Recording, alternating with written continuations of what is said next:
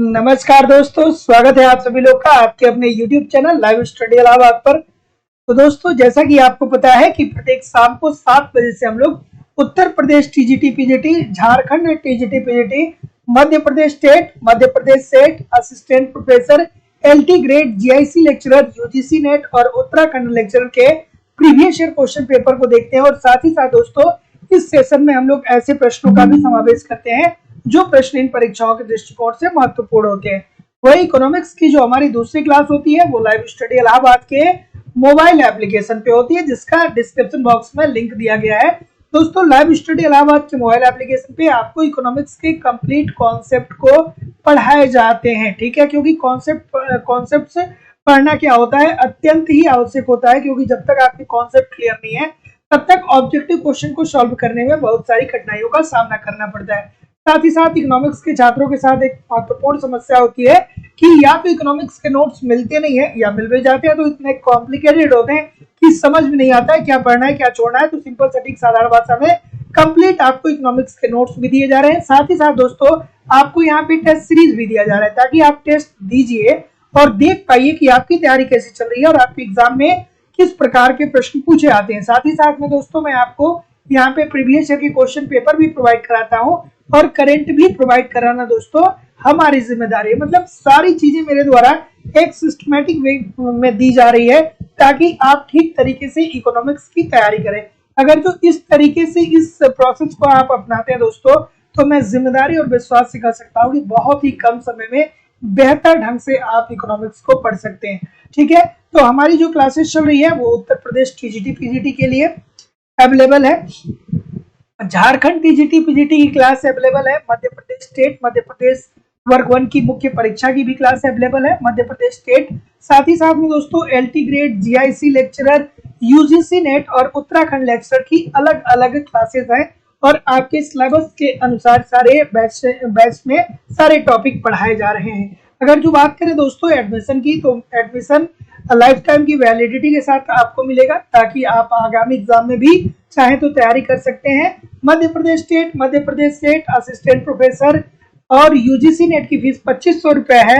उत्तर Pradesh TGT PGT, Jharkhand TGT PGT, Uttarakhand lecturer और अन्य परीक्षाओं की फीस केवल और केवल 2000 रुपए है।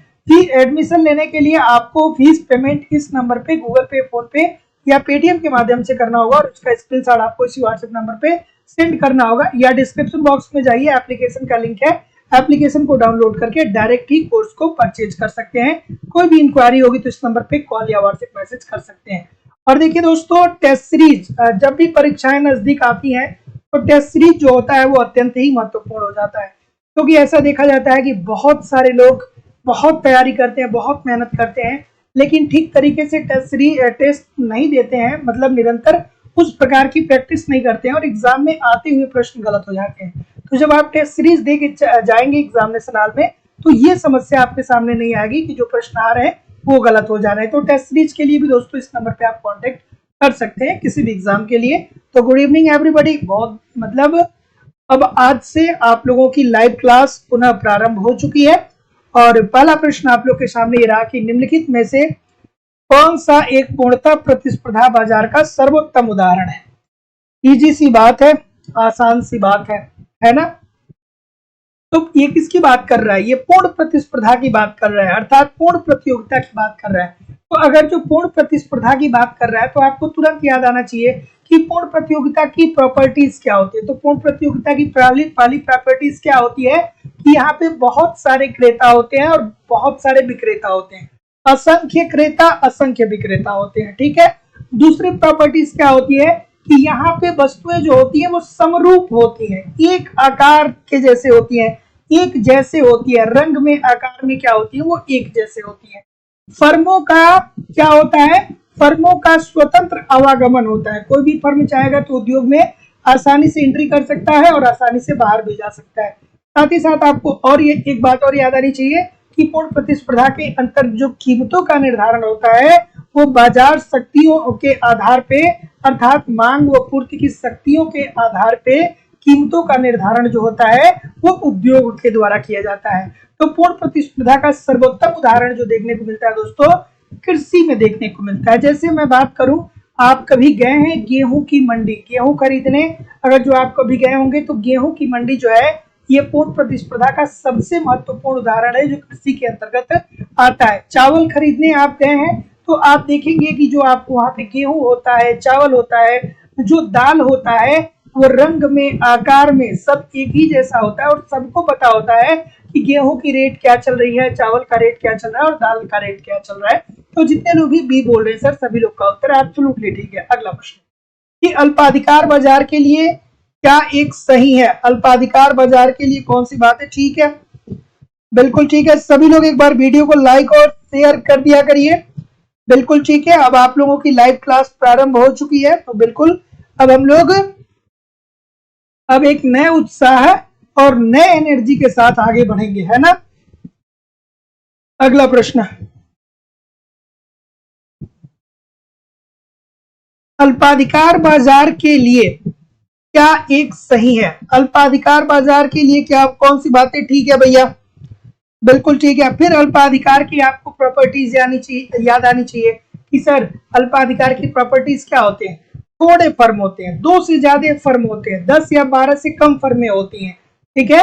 और अल्पाधिकार में क्या होता है? कार्टेल का निर्माण होता है। तो जैसा कि मैं देख पा रहा हूं कि बहुत सारे लोग डी बोल रहे हैं कि देखिए सर अल्पाधिकार बाजार के लिए एक बात सही ये होता है कि इसमें अनेक समझौते किए जाते हैं, ठीक है। यहाँ पे जो कुछ फर्में होती हैं, थोड़ी फर्में होती हैं, ये सारी फर्में आपस में मिलकर के क्या करती हैं? बहुत सारे समझौते करती हैं और कीमतों का निर्धारण वो इस प्रकार से करती हैं कि अपने लाभ को वो क्या कर सके? अधिकतम कर सके। तो जितने लोग भी डी बोल रहे हैं सभी लोग का उत्तर यहाँ पे बिल्कुल ठीक हो जाएगा। अगला प्रश्न, निम्नलिखित में से कौन अल्पाधिकार बाजार की विशेषता नहीं है? बिल्कुल ठीक है। निम्नलिखित में से कौन अल्पाधिकार बाजार की विशेषता नहीं है? अल्पाधिकार बाजार की विशेषता कौन सी नहीं है भाई? चलिए अब बिल्कुल लग जाना है अब और बेहतरीन तरीके से पढ़ना है ना। अब मैं भी प्रयागराज में आ चुका हूं, ठीक है। और अब हम लोग दोस्तों सारी क्लासेस को सुचारू रूप से अब स्टार्ट करने वाले है ना। चलिए अगला प्रश्न आप लोग के सामने ये रहा। हाँ बिल्कुल ठीक है। सी बोल रहे हैं क्या सर सभी लोग? कुछ महानुभाव बी बोल रहे हैं। अब ऐसे प्रश्नों में आप गलती करेंगे तो कैसे काम चलेगा सर? ऐसे प्रश्नों में गलती बी क्यों बोल रहे हैं? कीमत जड़ता पाई जाती है। अरे भैया ये पूछ रहा है कि निम्नलिखित में से कौन एक अल्पाधिकार बाजार की विशेषता नहीं है? तो अल्पाधिकार बाजार में उद्योग में बड़ी मात्रा में फर्मों का अस्तित्व थोड़ी होता है। अल्पाधिकार के अंतर्गत क्या होते हैं? कुछ फर्म होते हैं, ठीक है, कुछ फर्म होते हैं, थोड़े फर्म होते हैं, 2 से ज्यादा फर्म होते हैं, 10 या 12 से कम फर्म होते हैं, ठीक है। तो बड़ी फर्म थोड़ी होती है भैया। तो इजी सी बात है, सी होना चाहिए ना। इतने सारे लोग गलत कर रहे हैं, तो जितने लोग भी सी बोल रहे हैं एब्सोल्युटली ठीक है, बिल्कुल ठीक है। अगला प्रश्न, हाँ भाई बिल्कुल ठीक है। मैं अपने होम टाउन गया था, जैसा कि आपको पता होगा कि मेरा होम टाउन कहाँ पे है, गोरखपुर के पास देवरिया पड़ता है, वहीं पे गया था मैं, ठीक है। 2-3 शादियां थी, वही अटेंड करने गया हुआ था। तो अब आ गया हूँ, अब नए उत्साह नए एनर्जी के साथ हम लोग आगे बढ़ेंगे, ठीक है। चलिए अगला प्रश्न आपके सामने ये रहा कि वस्तु बाजार संतुलन के संदर्भ में यदि वस्तु की मांग उसकी पूर्ति से अधिक हो तो मांग आधिक्य की कीमत के प्रति परिवर्तन की दर होगी। बढ़िया सा प्रश्न है भाई, बता दीजिए। बिल्कुल ठीक है, बिल्कुल सही है, बिल्कुल सही है, बिल्कुल सही है, बिल्कुल ठीक है। क्या बोल रहे हैं सर? ऑप्शन नंबर, अभी किसी का उत्तर आ नहीं रहा। क्या उत्तर आ रहा है सर? हाँ ठीक है। क्या बोल रहे हैं? कुछ लोग ए बोल रहे हैं, कुछ लोग डी बोल रहे हैं, और कोई? बिल्कुल ठीक है, कुछ लोग ए कुछ लोग डी, और कोई? तो जितने भी महानुभाव क्या बोल रहे हैं? डी बोल रहे हैं। बिल्कुल ठीक है। तो जितने लोग भी डी बोल रहे हैं कि ये देखिए कि वस्तु बाजार संतुलन के संदर्भ में यदि वस्तु की मांग उसकी पूर्ति से अधिक होता है तो मांग आधिक्य की जो कीमत के प्रति परिवर्तन की दर होती है भैया, वो क्या होता है, वो या तो ऋणात्मक हो सकता है या तो वो धनात्मक हो सकता है, दोनों हो सकता है। लेकिन इस बात पे ये निर्भर करेगा कि वस्तु विलासिता की है अथवा वस्तु आवश्यक वस्तु है। तो विलासिता की वस्तु में क्या होता है, ये धनात्मक होता है, और आवश्यक वस्तु में क्या होता है, ऋणात्मक होता है। बात समझ में आ रही है कि नहीं आ रही है? विलासिता के संदर्भ में कैसा होता है, पॉजिटिव होता है, और आवश्यक वस्तुओं के संदर्भ में वो क्या होता है, निगेटिव होता है। तो जितने लोग भी ऑप्शन नंबर डी बोल रहे हैं सर, सभी लोग का उत्तर यहाँ पे एब्सोल्युटली सही होने वाला है। अगला प्रश्न, कि निम्नलिखित में से कौन फर्म के समृद्धि अधिकतमीकरण उद्देश्य से संबंधित है? बढ़िया सा प्रश्न है भाई, इस प्रश्न का उत्तर करिए। बिल्कुल ठीक है, चलिए सभी लोग एक बार वीडियो को लाइक और शेयर कर दिया करिए। इतने सारे लोग क्लास देख रहे हैं, सुनीता तिवारी जी, मुकेश जी, प्रभा कुमारी जी, सागर कुमार जी, आशीष गोल्डन जी, अफसाना सिद्दीकी जी, रत्नेश कुमार जी, हर्षु मिश्रा जी, शोभा जी। चलिए सभी लोगों से निवेदन है कि एक बार वीडियो को लाइक और शेयर जरूर कर दिया करिए। क्या उत्तर आ रहा है सर? बिल्कुल ठीक है, ए बोल रहे हैं सभी लोग। बोमल साहब की बात बोल रहे हैं क्या? ए के अलावा और कोई? ए के अलावा और कोई? ए के अलावा और कोई? तो जितने लोग भी क्या बोल रहे हैं, ये बोल रहे हैं, सब गलत बोल रहे हैं कि सही बोल रहे हैं? देखिए, निम्नलिखित में से कौन फर्म के समृद्धि अधिकतमीकरण उद्देश्य से संबंधित है? तो देखिए सर, फर्म के समृद्धि अधिकतमीकरण उद्देश्य की अगर जो हम लोग बात किया जाना, तो इससे मैरिस साहब संबंधित हैं। तो इसका जो उत्तर होना चाहिए दोस्तों, वो ऑप्शन नंबर सी होना चाहिए। और जैसा कि मैं देख पा रहा हूं कि बहुत सारे लोग गलत कर रहे हैं, बहुत सारे लोग गलत कर रहे हैं। देखिए, फर्म के समृद्धि अधिकतमीकरण उद्देश्य की बात कर रहा है, ठीक है, कि एक फर्म की जो समृद्धि है उसके अधिकतमीकरण का उद्देश्य क्या होना चाहिए, इसकी बात जो है वो मैरिस साहब बोलते हैं, ना कि बोमल साहब बोलते हैं। तो जितने लोग भी यहाँ पे सी बोल रहे हैं सर, सभी लोग का उत्तर यहाँ पे बिल्कुल ठीक हो जाएगा, ठीक है। हाँ, यही मैं कह रहा था कि जो बोमेल साहब हैं वो कहते हैं कि एक फर्म को क्या करना चाहिए, कि बिक्री को अधिकतम करना चाहिए। एक फर्म को क्या करना चाहिए, बिक्री को अधिकतम करना चाहिए, बिक्री अधिकतम करना चाहिए। बोमेल साहब ने क्या कहा था, उन्होंने ये कहा था कि देखिए, एक जो फर्म होता है ना, उसको इस बात का ध्यान नहीं देना चाहिए कि वो लाभ कितना कमा रहा है, उसको इस बात का ध्यान देना चाहिए कि वो बिक्री कितना कर रहा है। तो अगर जो वो बिक्री अधिकतम करेगा, तब जाकर के वो लाभ को भी अधिकतम कर पाएगा। तो ये बात बोमेल साहब ने कहा था। और फर्म के समृद्धि अधिकतमीकरण उद्देश्य की बात करें तो ये मैरिस साहब का कहना था।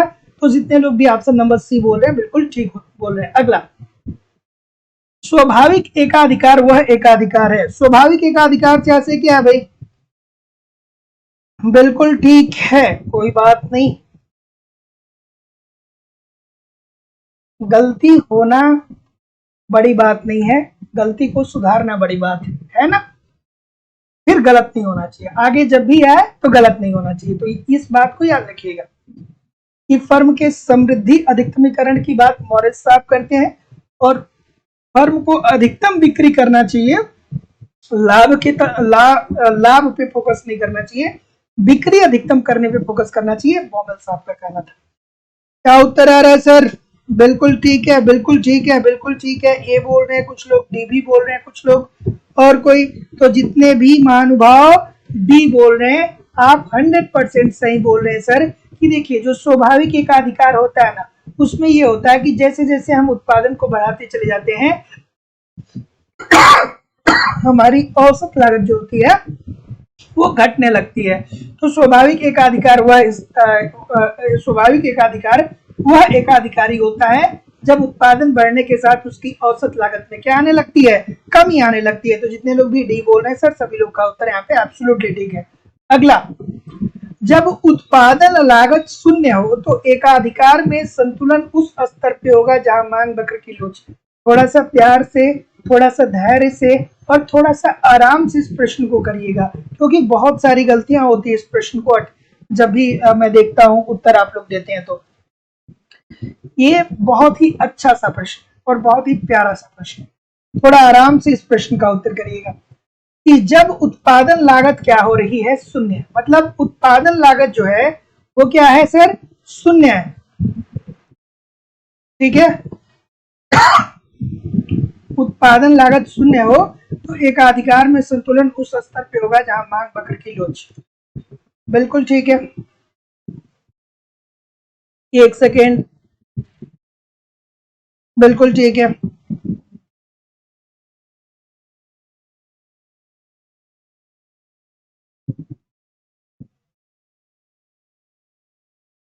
एक सेकेंड,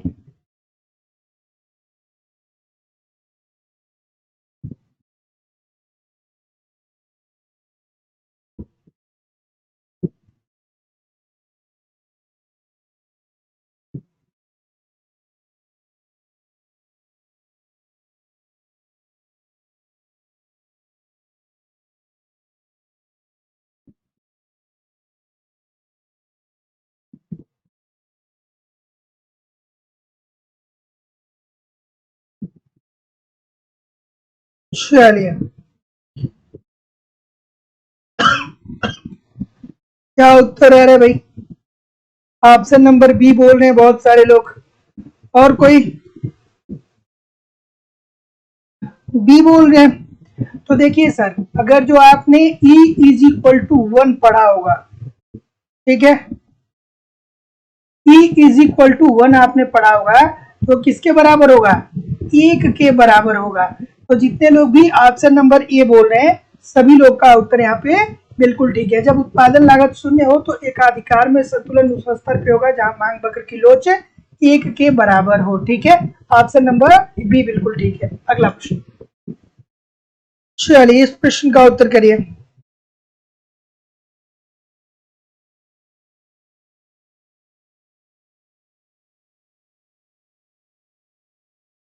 चलिए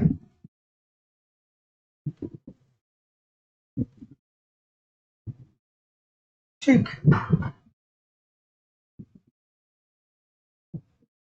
हाँ, क्या उत्तर है भैया? कीमत विभेदीकरण की शर्त क्या है? कीमत विभेदीकरण क्या होता है सर? कीमत विभेदीकरण क्या होता है? रिवाइज करना चाहिए दिमाग में। चलिए बता दीजिए, कीमत विभेदीकरण का मतलब क्या होता है? कीमत विभेदीकरण का मतलब ये होता है कि किसी एक वस्तु को, एक लागत वाली वस्तु को अलग अलग बाजारों में अलग अलग मूल्यों पर बेचना ही क्या बोलते हैं, कीमत विभेदीकरण कहलाता है। जैसे कि आप देखते हैं कि ट्रेन है, ठीक है, तो ट्रेन जो है वो मान लीजिए कि प्रयागराज से होकर के लखनऊ जाने वाली, और आप प्रयागराज से लखनऊ के लिए ट्रेन पकड़ रहे हैं, तो ट्रेन में आपको 3 क्लास देखने को मिलेंगे। पहला जो होगा वो क्या होगा, जनरल होगा, दूसरा जो होगा वो स्लीपर होगा, और तीसरा जो होगा वो एयर कंडीशन होगा अर्थात एसी होगा। तो एसी वाली का किराया लगभग दोस्तों मान के चलिए कि 600 रुपए होगा। स्लीपर क्लास की जो स्लीपर का जो किराया होगा वो कितना होगा, 300 रुपए होगा या 400 रुपए होगा, ठीक है। और जनरल का किराया कितना होगा, 150 होगा या 200 के आसपास होगा, इससे ज्यादा नहीं होगा।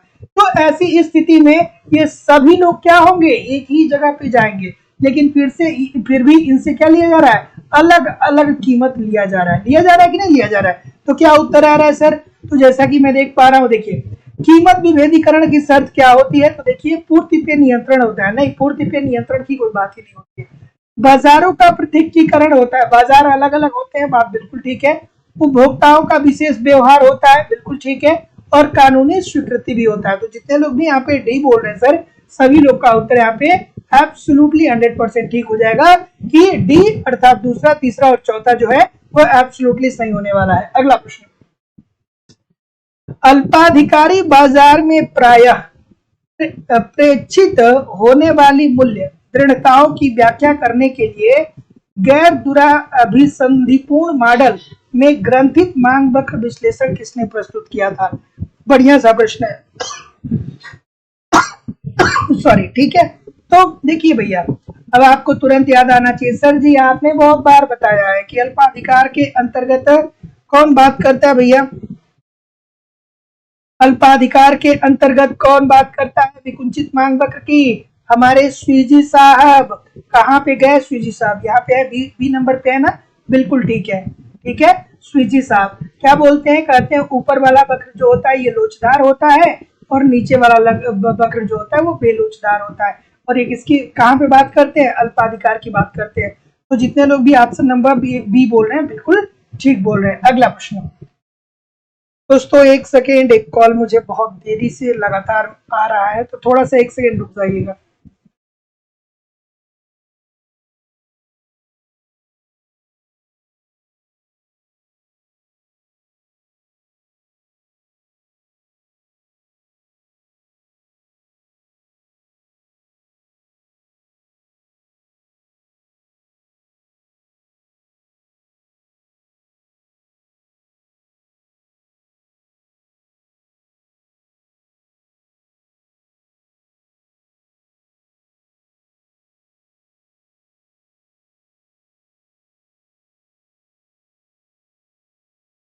चलिए, आवाज आ रही है?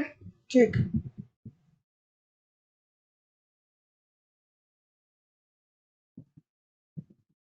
चलिए, तो क्या उत्तर आ रहा है भाई?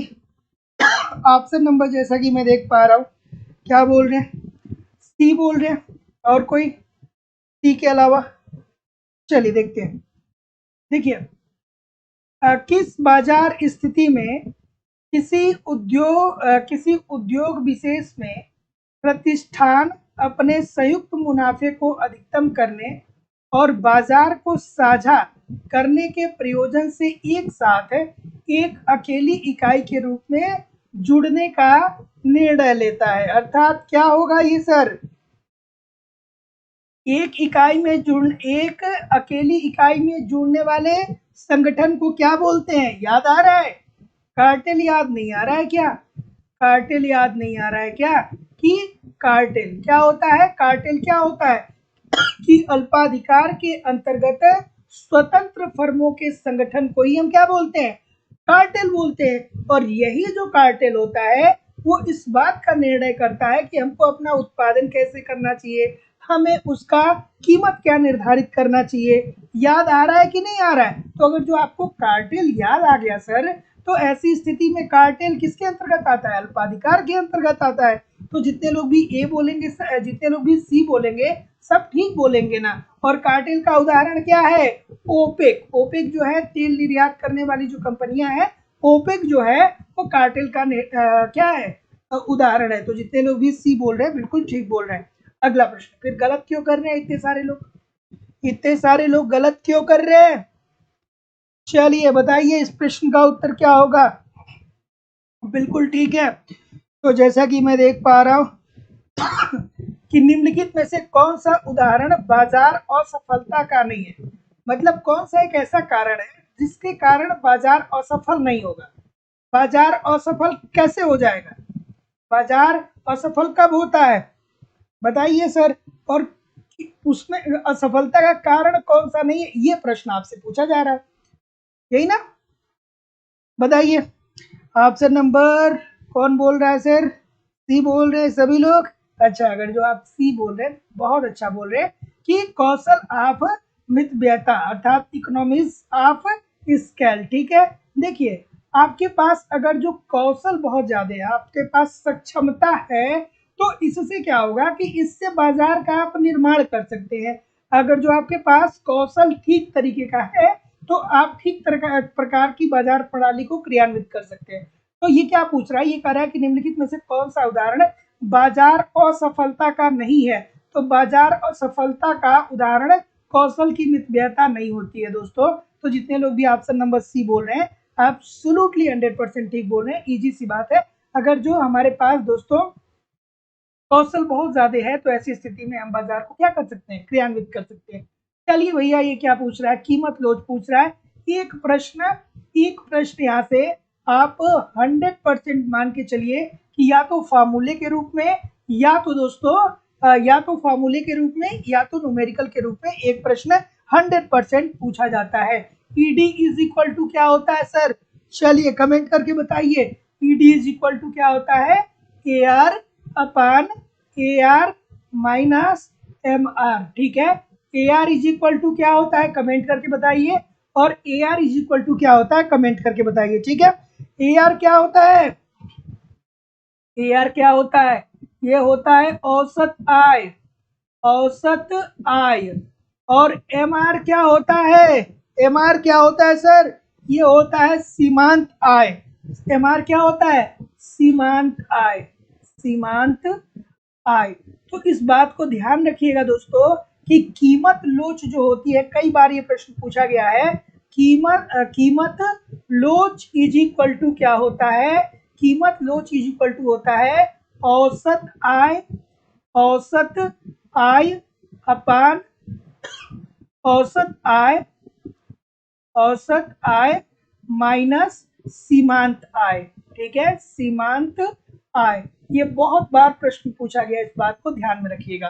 तो ऐसी स्थिति में जैसा कि मैं देख पा रहा हूं, आप क्या बोल रहे हैं सर, 15 अपान ए आर का मान 15 है, एम आर का मान 5 है, तो 15 माइनस 10। ठीक है, क्या हो जाएगा 15/5, क्या हो जाएगा 3 आ रहा है कि नहीं, 5 तिहाई 15, 3 नहीं उत्तर दिया गया है क्या,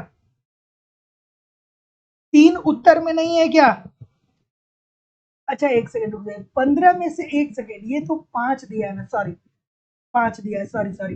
तो 15 में से 10, 15 में से 5 माइनस करेंगे 10 हो जाएगा, और ये क्या आ जाएगा 1.5 आ जाएगा। तो जितने लोग भी बी बोल रहे हैं सभी लोग का उत्तर यहाँ पे एब्सोल्युटली 100% ठीक होने वाला है। अगला प्रश्न कि फर्में प्रतिस्पर्धी और अधिकतम लाभ बनाने वाली होती हैं, तो किसके द्वारा श्रम का मानदंड निर्धारित किया जाता है। चलिए इस प्रश्न का उत्तर करिए। और देखिए दोस्तों, एक मैं बात बता दूं कि जिंदगी में मेहनत तो करना पड़ेगा आपको, चाहे आप खुश होकर के मेहनत करें या आप दुखी होकर मेहनत करें। अगर जो खुश होकर आप मेहनत करेंगे ना, तो जिंदगी को आप इंजॉय कर पाएंगे, लेकिन अगर जो दुखी होकर मेहनत करेंगे तो फिर जिंदगी आपको बहुत कष्ट देगी।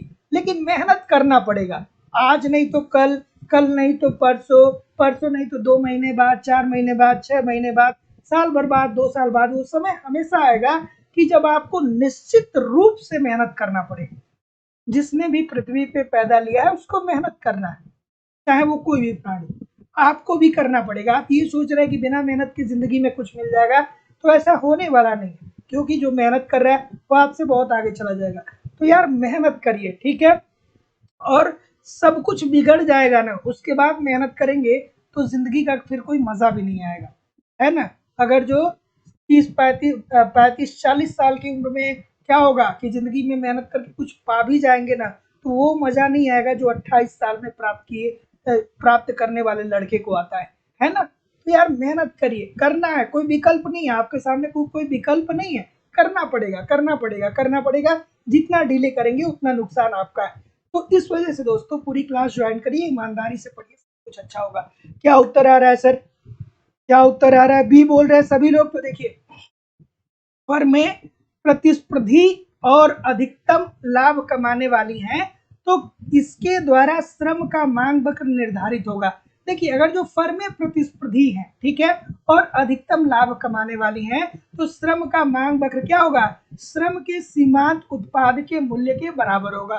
ठीक है, तो जितने लोग भी ऑप्शन नंबर क्या बोल रहे हैं, जितने लोग भी ऑप्शन नंबर बी बोल रहे हैं सभी लोग का उत्तर ठीक है। ये बात आपको बिल्कुल पता होगा कि पूर्ण प्रतिस्पर्धा के अंतर्गत एक जो श्रमिक होता है उसको क्या किया जाता है, उसको उसे मजदूरी जो होती है वो सीमांत उत्पादन के बराबर दी जाती है। तो यहाँ पे क्या बोल रहा है कि फर्में अगर जो प्रतिस्पर्धी हैं और अधिकतम लाभ कमाने वाली हो, तो ऐसी स्थिति में श्रम का मांग वक्र जो होगा श्रम के सीमांत उत्पाद के मूल्य के द्वारा निर्धारित किया जाता है। अगला प्रश्न आपके सामने ये रहा, प्रसामान्य लाभ के बारे में निम्नलिखित कथनों में से कौन सा सही है। सभी लोगों से निवेदन है कि एक बार वीडियो को लाइक और शेयर जरूर कर दिया करिए। इतने सारे लोग क्लास देख रहे हैं फिर भी लाइक और शेयर की संख्या बहुत कम है। सभी लोगों से निवेदन है कि थोड़ा लाइक और शेयर किया करिए, क्लास आपकी है तो जिम्मेदारी भी आपकी बनती है, ठीक है। सभी लोगों से निवेदन है कि वीडियो को थोड़ा सा लाइक और शेयर भी जरूर किया करिए। क्या उत्तर आ रहा है भाई? कि सामान्य लाभ के बारे में निम्नलिखित कथनों में से कौन सा सही है? बता दीजिए भाई। बिल्कुल ठीक है, बिल्कुल ठीक है। थोड़ा सा प्रश्न ट्रिकी है, थोड़ा आराम से, थोड़ा सा धैर्य से इस प्रश्न का उत्तर करने की जरूरत है। जो लोग जल्दीबाजी करेंगे सबके सब क्या होंगे? 0 नंबर पाएंगे इस प्रश्न में। जो जल्दीबाजी करेगा वो क्या पाएगा? 0 पाएगा। और जो ध्यान से पढ़ेगा वो क्या पाएगा? नंबर पा जाएगा। ठीक है। हाँ, तो जितने लोग भी ऑप्शन नंबर क्या बोल रहे हैं? डी बोल रहे हैं, बिल्कुल ठीक बोल रहे हैं कि प्रसामान्य लाभ के बारे में निम्नलिखित कथनों में से कौन सा सही है? तो ये दीर्घ अवधि में और अल्प अवधि दोनों में अर्जित किया जाता है। तो दोस्तों हम देखते हैं ना, सामान्य लाभ जो होता है ना, सामान्य लाभ जो होता है ये क्या होता है? पूर्ण प्रतियोगिता के अंतर्गत, पूर्ण प्रतियोगिता के अंतर्गत जो फर्में होती हैं वो दीर्घ काल में हमेशा और हमेशा ही सामान्य लाभ ही प्राप्त करती है। दीर्घ काल में पूर्ण प्रतियोगिता के अंतर्गत जो फर्में होती हैं वो केवल और केवल सामान्य लाभ कमाती हैं, लेकिन अल्पकाल में इन्हें हानि भी हो सकता है, लाभ भी हो सकता है, और न हानि और ना ही लाभ। इस ये तीनों अवस्थाएं हो सकती है, लेकिन दीर्घकाल में हमेशा ही सामान्य लाभ। तो जितने लोग भी यहाँ पे क्या बोल रहे हैं? डी बोल रहे हैं, सभी लोग का उत्तर यहाँ पे बिल्कुल ठीक है। अगला प्रश्न आपके सामने ये रहा। चलिए, नरेश मातो जी, अदीप सिंह जी, अनिल कुमार जी, मंजुला शर्मा जी, अफसाना सिद्दीकी जी, नम्रता जायसवाल जी, अमरेश यादव जी, लाल बहादुर जी। चलिए ठीक है, अनीस पांडे जी। चलिए, इस प्रश्न का उत्तर करिए कि एक उद्योग में पैमाने के बढ़ते प्रतिफल की मौजूदगी में किस बात की प्रवृत्ति होती है? प्यारा सा प्रश्न है, बहुत बार पूछा गया है, बहुत बार ये प्रश्न पूछा गया है भैया। तो क्या क्या बोल रहे हैं? बिल्कुल ठीक है। पैमाने का पैमाने के बढ़ते प्रतिफल का नियम पढ़ा है आपने? पैमाने के बढ़ते प्रतिफल का नियम पढ़ा है? अगर जो पढ़ा होगा तो बहुत अच्छे से जानते होंगे। पैमाने का बढ़ते प्रतिफल का नियम हमें ये बताता है कि क्या होता है कि एक उद्योग में बड़े पैमाने के बढ़ते प्रतिफल की मौजूदगी जो होती है वो इस बात की ओर हम प्रवृत्ति करती है कि उस उद्योग में बड़े देशों को क्या होगा? तुलनात्मक रूप से फायदा होगा। तो जितने लोग भी बी बोल रहे हैं सभी लोग का उत्तर यहाँ पे बिल्कुल ठीक हो जाएगा। तो पैमाने का बढ़ता प्रतिफल हमें ये बताता है कि जो बड़े देश होंगे उनको क्या होगा? तुलनात्मक रूप से उनका फायदा जो होगा वो ज्यादा होगा। जितने लोग भी बी बोल रहे हैं सभी लोग का उत्तर यहाँ पे एब्सोल्युटली ठीक है। अगला प्रश्न कि वेन के प्रवेश निवारण मॉडल में फर्म किस पर प्रीमियम वसूल करती है? बढ़िया सा प्रश्न है और बहुत बार ये प्रश्न पूछा जा चुका है। इतने सारे लोग क्लास देख रहे हैं फिर भी लाइक और शेयर की संख्या इतनी कम क्यों है भैया? सभी लोगों से निवेदन है थोड़ा लाइक और शेयर कर दिया करिए। क्लास आपकी ही तो है ना, क्लास आपकी है तो जिम्मेदारी भी आपकी बनती है। तो थोड़ा सा लाइक और शेयर किया करिए, निवेदन है सभी लोगों से। क्या उत्तर आ रहा है भाई? ऑप्शन नंबर बी बोल रहे हैं, कुछ महानुभाव बी बोल रहे हैं, कुछ महानुभाव ए बोल रहे हैं। बिल्कुल ठीक है, बिल्कुल ठीक है, बिल्कुल ठीक है, बिल्कुल ठीक है, बिल्कुल ठीक है। तो बेन साहब क्या बोलते हैं सर? बेन साहब ये बोलते हैं कि देखिए कुछ फर्में ऐसी होती हैं जो अल्पकाल में अपनी कीमतों को बढ़ाती नहीं है। ठीक है, वो अल्पकाल में अपनी कीमतों को बढ़ा करके अप्रत्याशित लाभ प्राप्त करने की चेष्टा नहीं करती हैं। ताकि वो क्यों ऐसा करती हैं? क्योंकि उन्हें इस बात का डर होता है कि भविष्य में चल करके जब नई फर्में आएंगी या जब हमको दूसरी फर्मों से कंपीट करना होगा तब हमें नुकसान पहुंच सकता है। तो जितने लोग भी दीर्घावधि प्रतिस्पर्धी कीमत की बात बोल रहे हैं सभी लोग का उत्तर यहाँ पे एब्सोल्युटली ठीक है। तो वेन के प्रवेश निवारण मॉडल में फर्म पर प्रीमियम वसूल की जाती है, दीर्घावधि प्रतिस्पर्धात्मक कीमत। अगला प्रश्न, कार्टेल। चलिए भाई, कार्टेल आ गया। कार्टेल क्या होता है? अल्पाधिकार के अंतर्गत स्वतंत्र फर्मों के संगठन को ही क्या बोलते हैं? कार्टेल बोलते हैं। और ये फर्में आपस में संगठन क्यों बनाती हैं? क्योंकि ठीक तरीके से उस उद्योग में कुछ फर्में होती हैं, थोड़ी फर्में होती हैं, 2 से ज्यादा फर्में होती हैं, 10 या 12 से कम फर्में होती हैं। तो जो फर्में होती हैं वो सभी फर्में क्या कर पाए? अपने लाभ को अधिकतम कर पाए और नई फर्मों को उद्योग में आने से रोक सके। ठीक है, इसी के लिए क्या होता है? कार्टेल का निर्माण होता है। कार्टेल का उदाहरण क्या है भाई? कार्टेल का उदाहरण बताइए कमेंट करके। कार्टेल का उदाहरण कमेंट करके बताइए सर। कार्टेल का उदाहरण कमेंट करके बताइए। तो जितने लोग भी ऑप्शन नंबर क्या बोल रहे हैं, जितने लोग भी ऑप्शन नंबर सी बोल रहे हैं, सभी लोग का उत्तर यहाँ पे एब्सोल्युटली 100% ठीक होने वाला है कि यह उद्योग जिनका प्रतिनिधित्व कार्टेल करता है में कुल उत्पादन के बारे में निर्णय करता है। ठीक है, तो जो कार्टेल होता है ये क्या करता है कि ये निर्णय लेता है भैया हमारी कीमत क्या होनी चाहिए, हमारे उत्पादन का स्तर क्या होना चाहिए। तो जितने लोग भी बी बोल रहे हैं सभी लोग का उत्तर यहाँ पे बिल्कुल ठीक होने वाला है। सॉरी, ऑप्शन नंबर सी जितने लोग भी बोल रहे हैं, अर्थात केवल दूसरा जो है वो सही है, बिल्कुल ठीक है। तो कार्टेल क्या होता है कि अल्पाधिकार के अंतर्गत स्वतंत्र फर्मों का संगठन होता है और यही संगठन क्या करता है?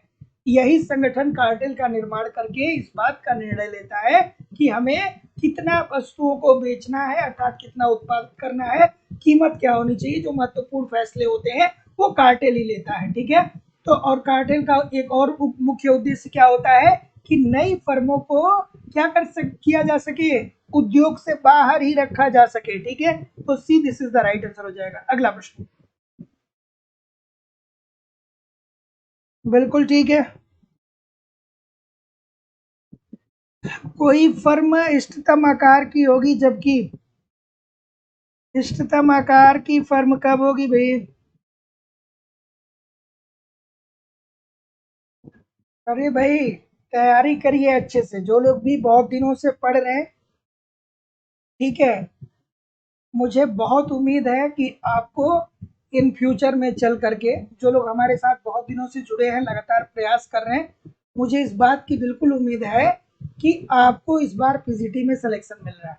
ठीक है, तो बस मेहनत करिए। ठीक है, बाकी की चीज़ों को छोड़ दीजिए, जो होगा सो देख लिया जाएगा। और खासकर ये बीएड वाली जो बात है वो हमको अच्छी नहीं लगती है कि अगर जो आपको पीजीटी का भी फॉर्म भरना है तो बीएड चाहिए। ठीक है, तो ऐसी स्थिति में जो लोग मास्टर की डिग्री लेकर के बैठे हैं तो फिर मास्टर का तो कोई मतलब ही नहीं निकलेगा ना। हाँ, सरकार की एक सोच हो सकती है कि जैसे जब आप बीएड करते हैं तो सरकार बीएड करते हैं तो वहाँ पे इंटर्नशिप लगता है, मतलब 1 महीने का आपको टीचिंग देना होता है किसी मतलब किसी विद्यालय में जा करके। ठीक है, तो 1 महीने की जो टीचिंग है वो देना होता है। तो सरकार ये कह सकता है कि भैया ये एमए वाले जो है ना, ये जो मास्टर वाले हैं ना, ये टीचिंग नहीं दिए हैं, इसलिए ये पीजीटी के लिए एप्लीकेबल नहीं है। तो भैया आप ऐसा कर दो ना कि जो मास्टर करेगा ना उसके लिए भी लागू कर दो, उसके लिए भी कह दो कि आप भी जाइए इंटर्नशिप दीजिए 1 महीना किसी कॉलेज किसी स्कूल में जा करके पढ़ाइए। सीधी सीधी बात है। अब कितने सारे लोग हैं जो 40 साल के हो गए, 45 साल के हो गए, अब वो कहाँ से बीएड कर पाएंगे? है ना, ये थोड़ी सी मेरे समझ से बाहर की बात है। पीजीटी छोड़े थे, पीजीटी आपको छोड़ देना चाहिए था और जो आपका उद्देश्य था थोड़ा बहुत संशोधन कर दिए होते, और क्या। चलिए इस प्रश्न का उत्तर करिए। क्या उत्तर आ रहा है भैया? हाँ, क्या उत्तर आ रहा है भाई? क्या उत्तर आ रहा है? कोई फर्म इष्टतम आकार की होगी जबकि इष्टतम आकार वाली फर्में क्या होती है भाई? इष्टतम आकार वाली फर्में क्या होती है? तो जैसा कि मैं देख पा रहा हूं, ऑप्शन नंबर क्या बोल रहे हैं सर? इजी सी बात है, सभी लोग भी बोल रहे हैं ना कि ऐसी फर्में जिसकी औसत लागत क्या होती है? न्यूनतम होती है। बिल्कुल ठीक है, एक फर्म इष्टतम कोई फर्म इष्टतम आकार की तभी होती है जब उसकी औसत लागत क्या होती है, न्यूनतम स्तर पे पहुंच जाती है, और इसी न्यूनतम औसत इसी औसत लागत न्यूनतम वाले बिंदु पे फर्म जो होता है वो साम्य अर्थात संतुलन की अवस्था में होता है। तो जितने लोग भी बी बोल रहे हैं एब्सोल्युटली ठीक बोल रहे हैं। अगला प्रश्न, निम्नलिखित में से किस बाजार स्थिति स्वरूपों में फर्म अपने लाभ का अधिकतमीकरण कर पाते हैं? बहुत प्यारा सा प्रश्न है, बहुत मजेदार सा प्रश्न है सर। बिल्कुल ठीक है, बिल्कुल ठीक है, प्यारा सा प्रश्न है, कई बार पूछा जा चुका है आपके एग्जाम में। बताइए भैया, ऑप्शन नंबर जैसा कि मैं देख पा रहा हूँ, बिल्कुल ठीक है, बिल्कुल ठीक है, बिल्कुल ठीक है। ऑप्शन नंबर क्या बोल रहे हैं?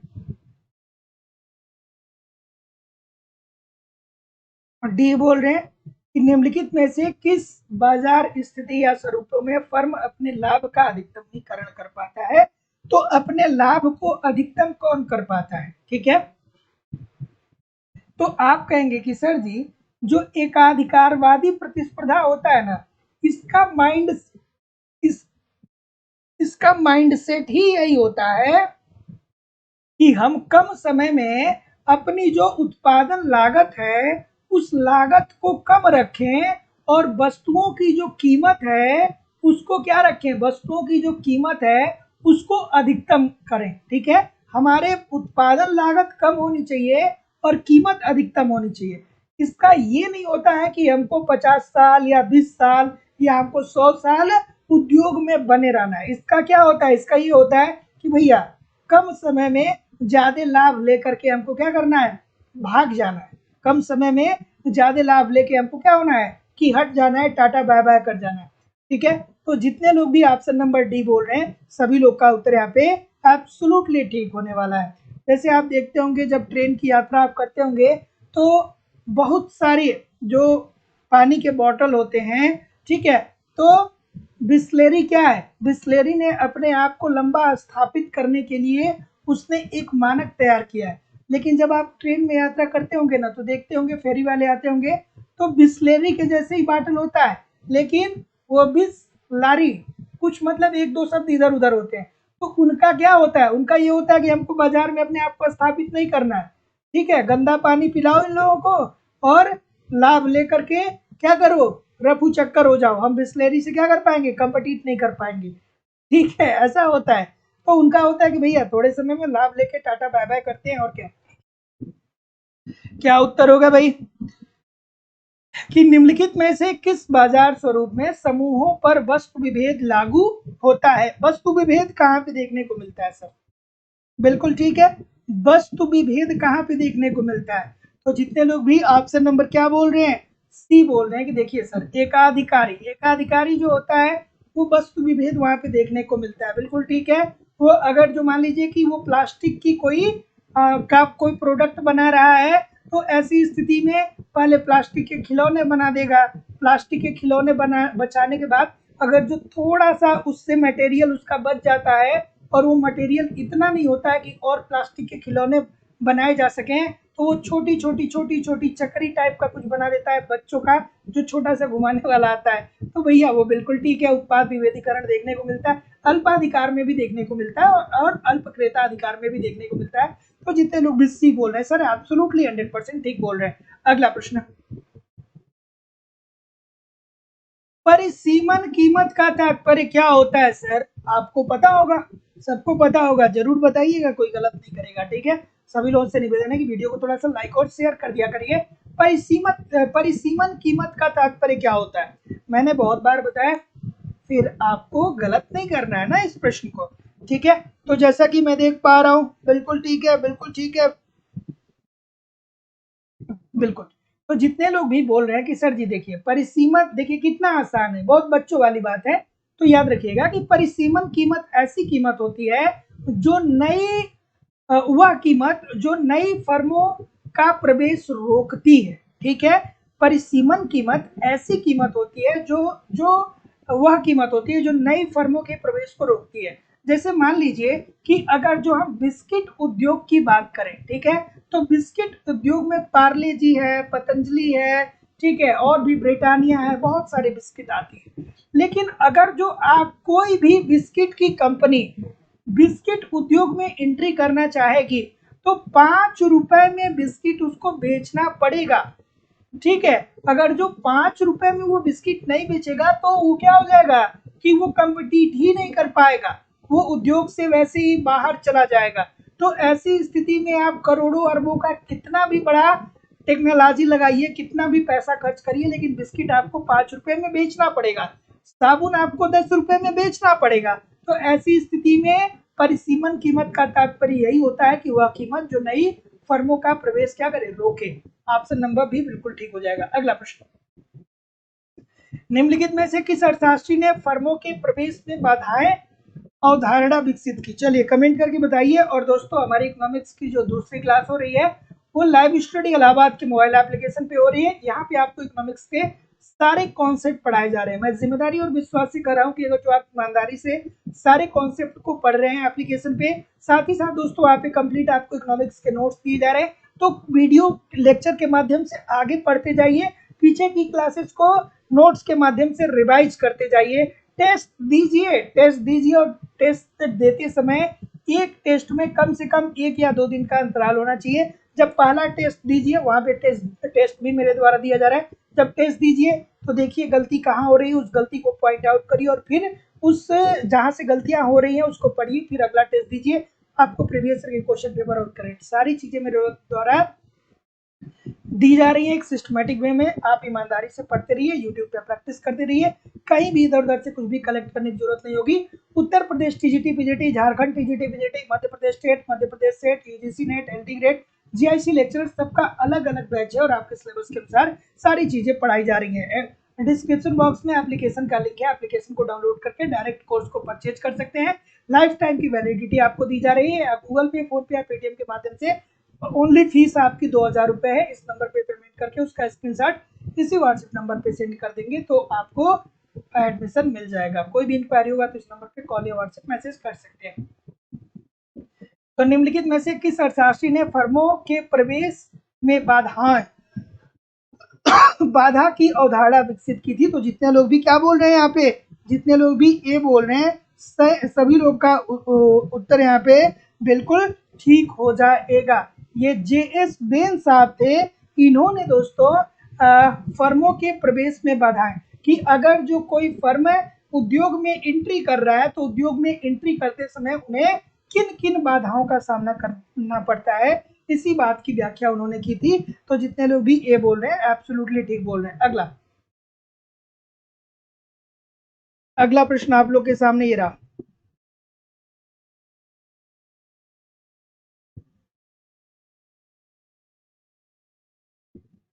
जिस उद्योग की दीर्घकालीन आपूर्ति वक्र क्षैतिज होती है वो क्या कहलाता है? अब तो ये रट गया होगा सर, आपको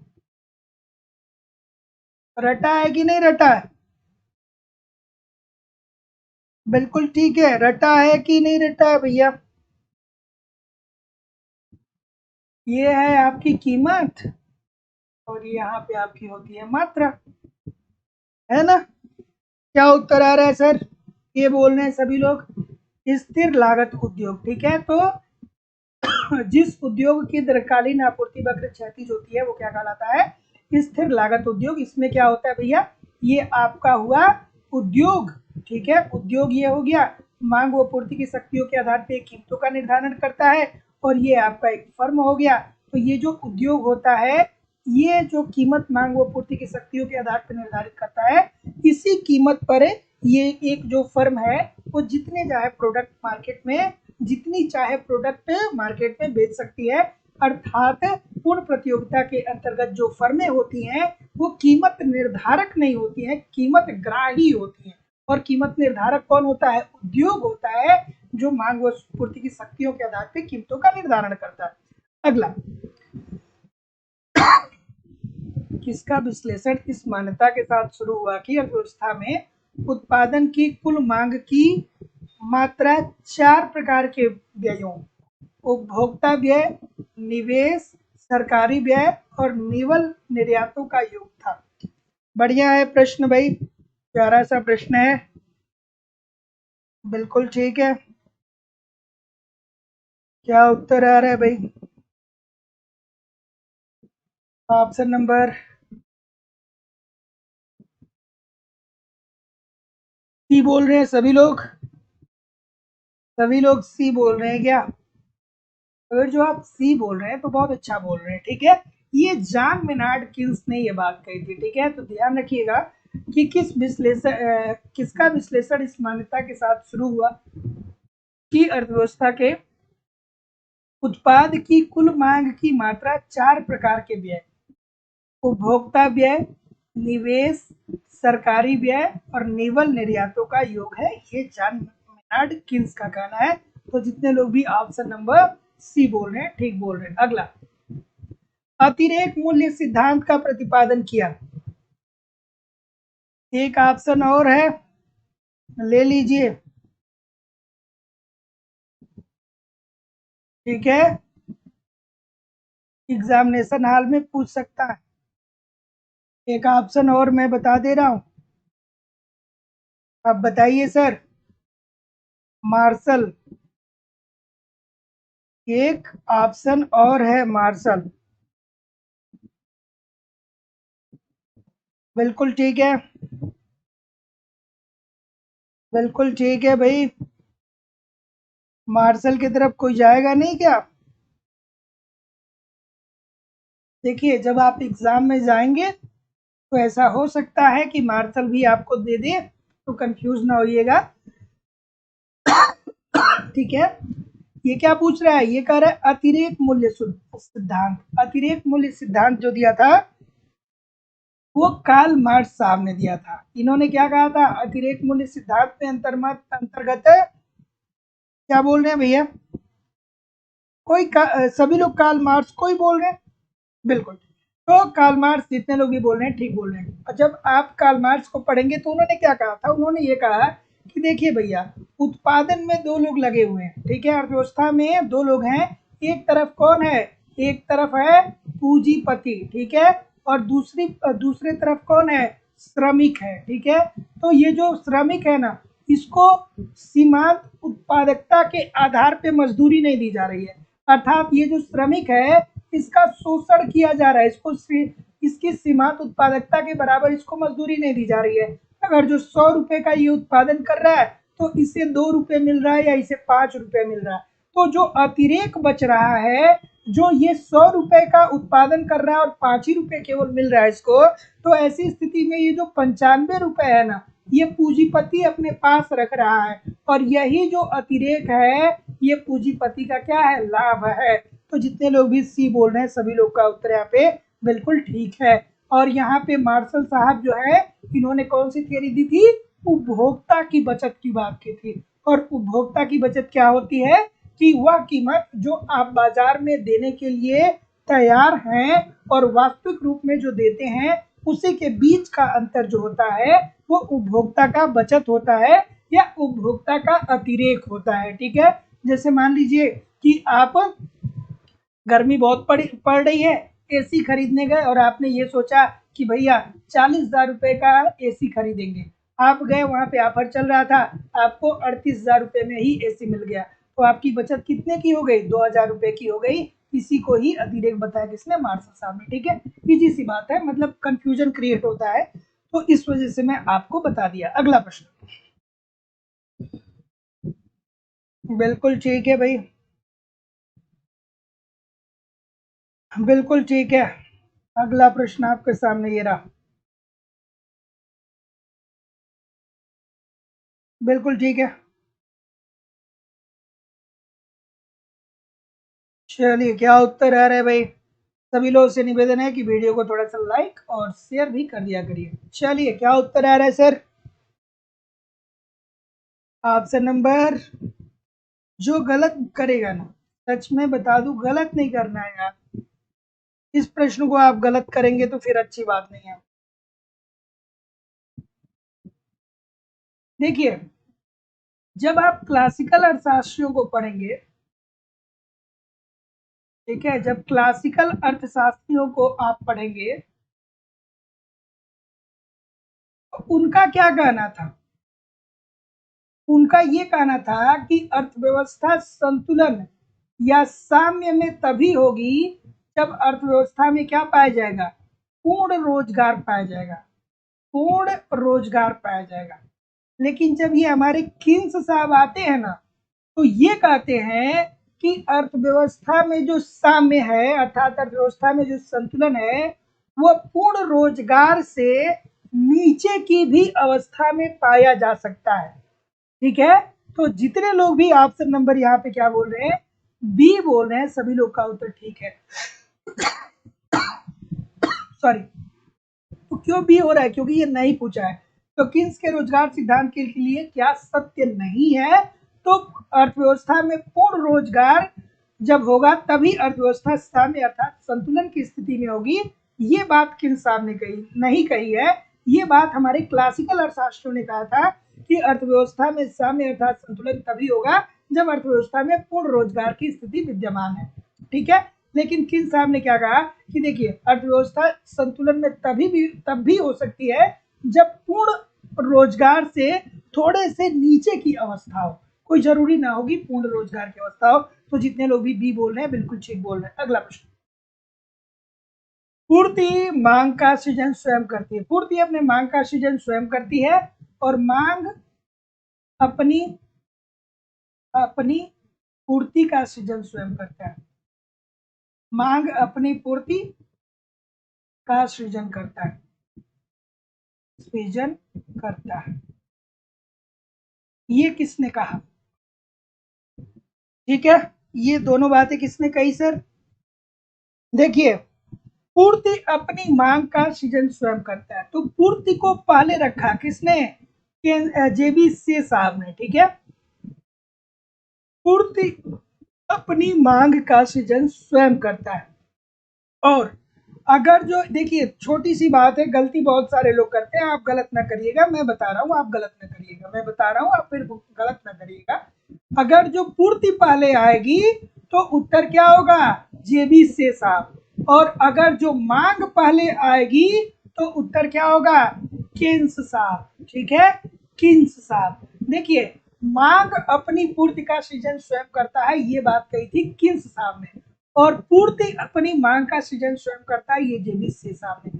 तो मांग को पहले माना किन्स ने और पूर्ति को पहले माना जेबी से ने। तो कंफ्यूजन होता है, आप गलत ना करिएगा। ठीक है, बिल्कुल ठीक है। तो जितने लोग भी डी बोल रहे हैं सभी लोग का उत्तर यहाँ पे बिल्कुल। अगला, कुशलता मजदूरी मॉडल में वास्तविक मजदूरी किसको नियत करती है? चलिए सर बताइए। अक्षय जी, सुनीता तिवारी जी, रेणुका जी, अफसाना सिद्दीकी जी, प्रभा कुमारी जी, नम्रता जायसवाल जी, अरुधति देवी जी, नीलम कुमारी जी, अफसाना सिद्दीकी जी, अनीस पांडे जी, अरुणिमा तिवारी जी, मौसम कुमारी जी, हर्षो मिश्रा जी, एस.एन. मिश्रा जी। चलिए भाई, बताइए सभी लोग, और लाइक नहीं किए हैं तो आप लोग थोड़ा लाइक भी कर दिया करिए। चलिए, क्या उत्तर आ रहा है सर?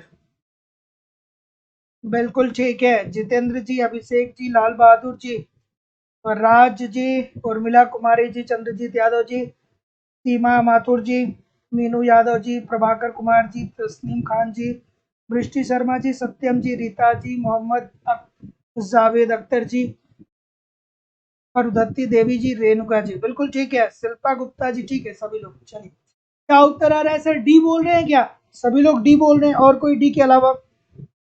तो जितने लोग भी डी बोल रहे हैं सर, आप ठीक बोल रहे हैं कि कुशलता मजदूरी मॉडल में वास्तविक मजदूरी किसको नियत करती है? तो प्रति रुपए की प्राप्त वास्तविक मजदूरी के संदर्भ में मजदूर की कुशलता को क्या करता है? ये अधिकतम करता है। तो जितने लोग भी ऑप्शन नंबर क्या बोल रहे हैं सर? डी बोल रहे हैं, सभी लोग का उत्तर यहाँ पे बिल्कुल ठीक है। तो याद रखिएगा कि कुशलता मजदूरी मॉडल में वास्तविक मजदूरी किसको नियत करती है? तो प्रति रुपए की प्राप्त वास्तविक मजदूरी के संदर्भ में मजदूर की कुशलता को ये क्या करता है? अधिकतम करता है। अगला प्रश्न, किन्सियन मॉडल में निम्नलिखित में से कौन सा सही है? इस प्रश्न का उत्तर करिए।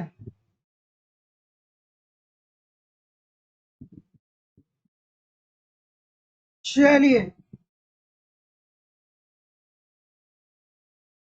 कौन कह रहे भाई भूख लग गई? अपने आप को हमेशा ही अनकंफर्टेबल जोन में रखिए।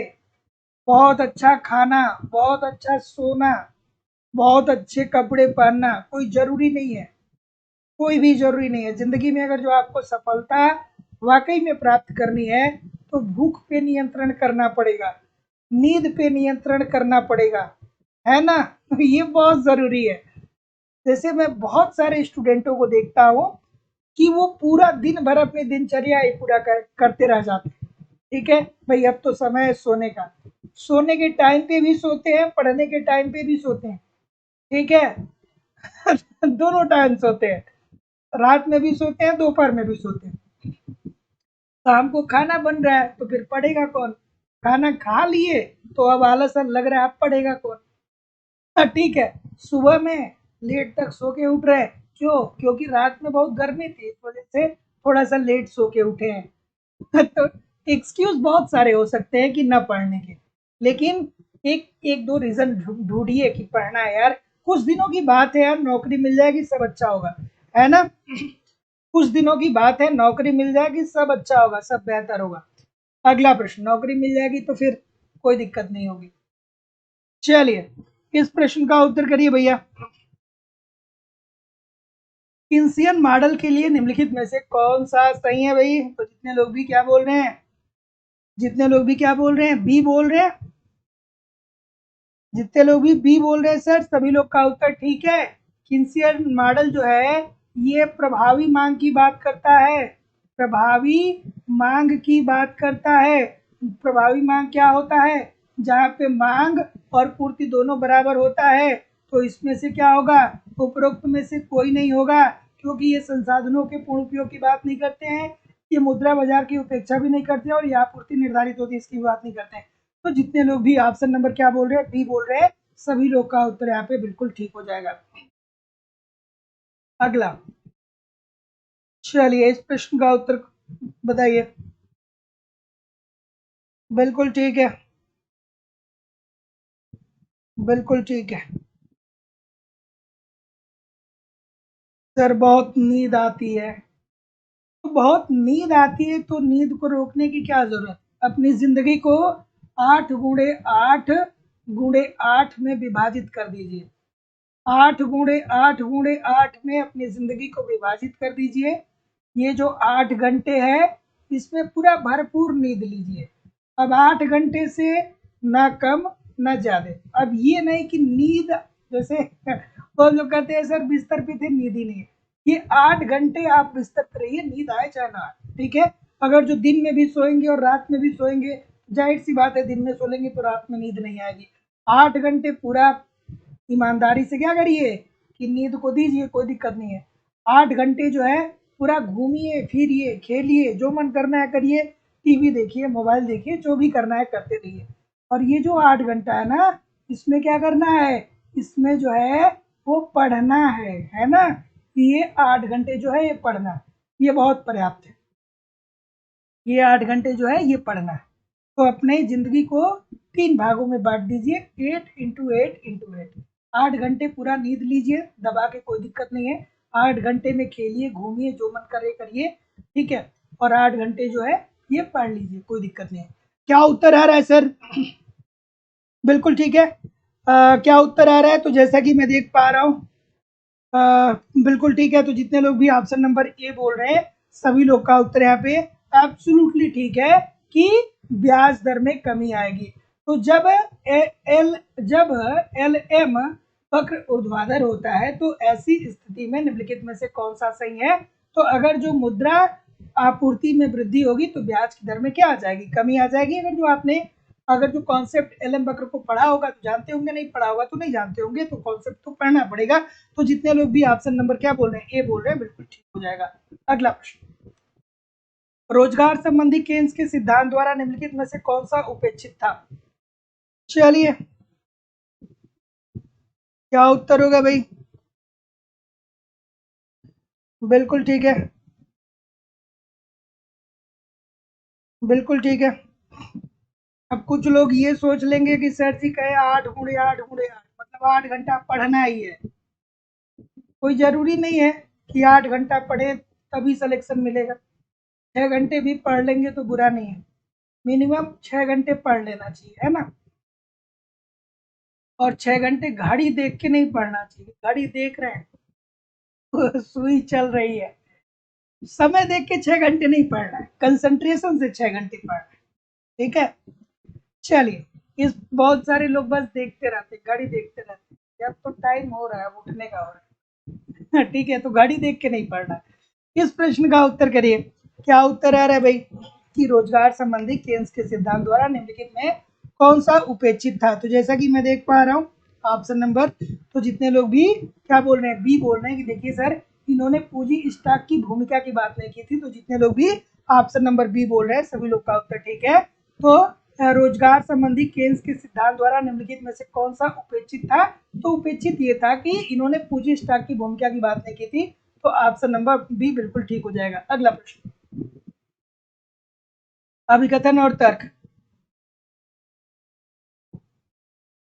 बिल्कुल ठीक है, बिल्कुल ठीक है।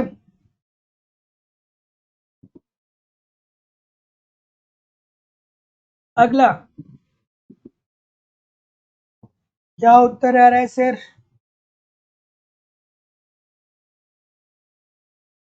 अभिकथन और तर्क, बिल्कुल ठीक है सर। निवेश में मांग प्रभाव होता है, बिल्कुल ठीक है सर, निवेश में मांग प्रभाव होता है।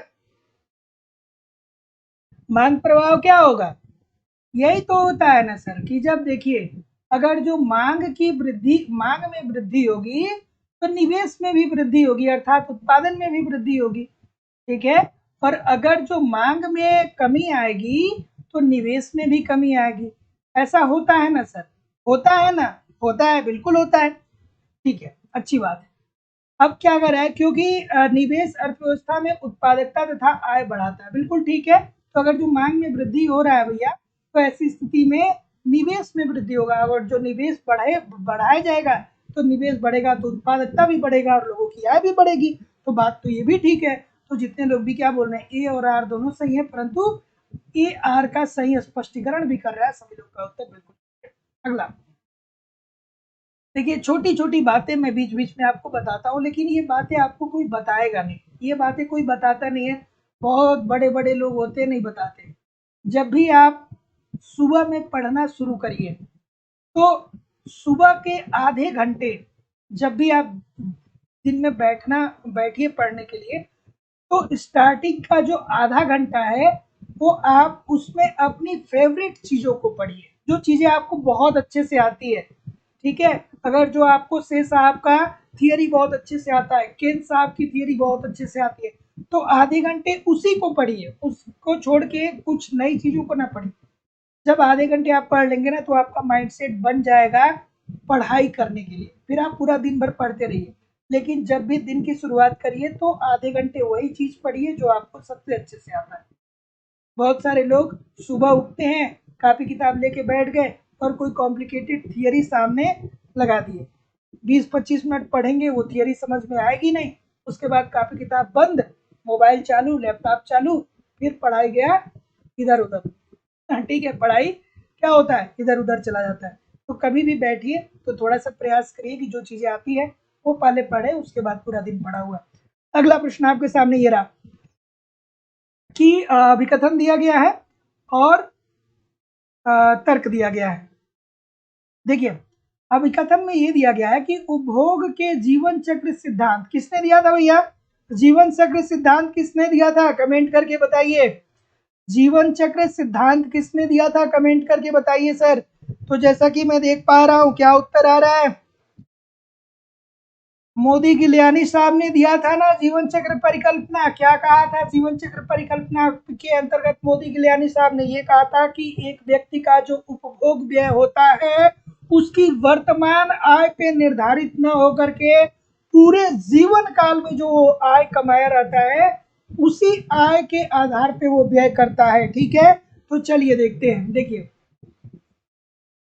उपभोग के जीवन चक्र सिद्धांत के अनुसार किसी व्यक्ति के उपभोग का स्तर उसकी मौजूदा आय पर नहीं वरन उसकी दीर्घकालीन अपेक्षित आय पे निर्भर करती है। तो यही तो बताता है मोदी कल्याणी प्रमेय कि भैया आपकी जो व्यय होगी वो पूरी जिंदगी में जो आपने आय प्राप्त किया है उसके आधार पे होगी।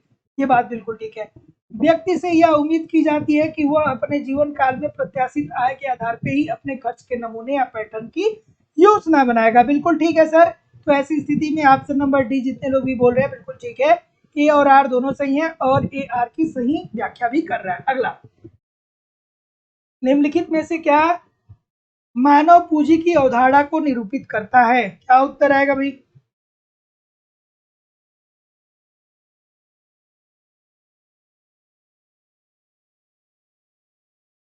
बिल्कुल ठीक है।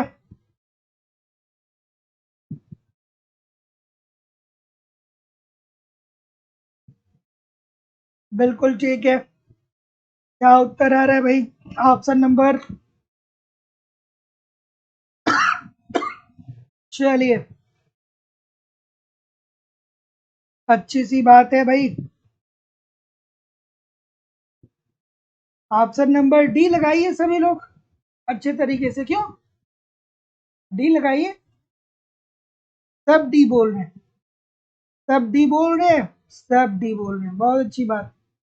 जितने डी बोल रहे हैं सबके लिए एक बार क्लैपिंग कर दीजिए भैया। सब डी बोल रहे हैं सभी लोग। सुनीता तिवारी जी बस बोल रही हैं सी। अरे भैया मानव पूंजी क्या होता है? निम्नलिखित में से क्या मानव पूंजी की अवधारणा को निरूपित करता है? सभी क्या पाएंगे? 0 नंबर। इस प्रश्न में जितने भी डी लगा रहे हैं है ना, और जितने भी सी लगा रहे हैं सब अच्छा कर रहे हैं। ठीक है। तो उत्पादक गतिविधियों में लाभकारी ढंग से नियुक्त मानव संसाधन। मानव पूंजी का निर्माण कब होता है? मानव पूंजी का निर्माण तभी तो होता है जब आपके देश में 15 से 64 वर्ष के लोग जो होते हैं इनकी आयु ढांचा जो होती है वो बढ़ती है। मतलब यंग जनरेशन जो होता है, ऐसे लोग जो सभी कार्य करने के लिए एलिजिबल हैं, उनकी जब जनसंख्या बढ़ती है तो हम ये कहते हैं कि हमारे देश में मानव पूंजी का विकास हो रहा है। ठीक है। जब क्या बोलते हैं भैया, मानव पूंजी का विकास होता है कब होता है? कि जब हमारी अर्थव्यवस्था में 15 से लेकर के 64 वर्ष के जो लोग होते हैं या इनके बीच के जो लोग होते हैं, अगर जो इनकी आयु ढांचा में क्या होता है, मतलब इनकी जनसंख्या में वृद्धि होता है, तो इससे ही क्या बोलते हैं कि हमारे देश का मानव पूंजी, हमारे देश के मानव पूंजी का क्या हो रहा है? विकास हो रहा है। क्योंकि ये सभी कार्य कर सकते हैं, जो कि बड़े कार्य भी कर सकते हैं। ठीक है। तो उत्पादक गतिविधियों में लाभकारी ढंग से नियुक्त मानव संसाधन। Option number see this is the right answer हो जाएगा। अगला, चलिए भाई क्या उत्तर आएगा भाई? बिल्कुल ठीक है। निम्नलिखित में से क्या मानव पूंजी की अवधारणा को निरूपित करता है? अच्छा वही सेम प्रश्न आ गया, कोई बात नहीं। अगला प्रश्न आपके सामने ये रहा सर कि उस वृद्धि प्रक्रिया को क्या कहा गया है जिसके कारण व्यापक लाभ और समान अवसर उपलब्ध हुए? प्यारा सा प्रश्न है, मजेदार सा प्रश्न है। ठीक है।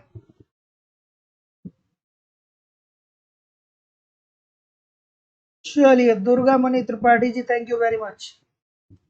चलिए इस प्रश्न का उत्तर करिए कि उस वृद्धि प्रक्रिया को क्या कहा गया है जिसके कारण व्यापक लाभ और समान अवसर उपलब्ध हुए?